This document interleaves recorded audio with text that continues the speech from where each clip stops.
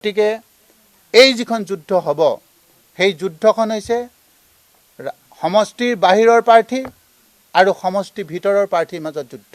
চালানি হটাও লোকেল বচাও। যে কংগ্ৰেছ দলৰ আটাইবিলাক সন্মানীয় কৰ্মী যিসকলক মই লগত লৈ যোৱাটো 25টা বছৰ একেলগে কাম কৰিছিলোঁ, আটাইবিলাক মোৰ লগত আছে।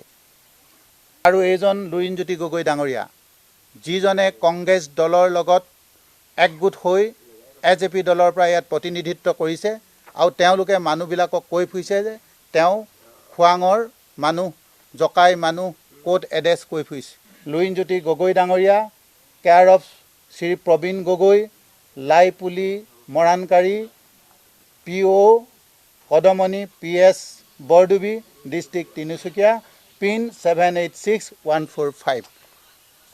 গতিকে এই কথাটো ৰাইজক মই সংবাদ মাধ্যমৰ জৰিয়তে মই কৈ দিছোঁ, যাতে পুনৰবাৰ তেওঁলোকে এই কথাষাৰ মিছা কথাবিলাক প্ৰকাশ কৰি নাথাকে।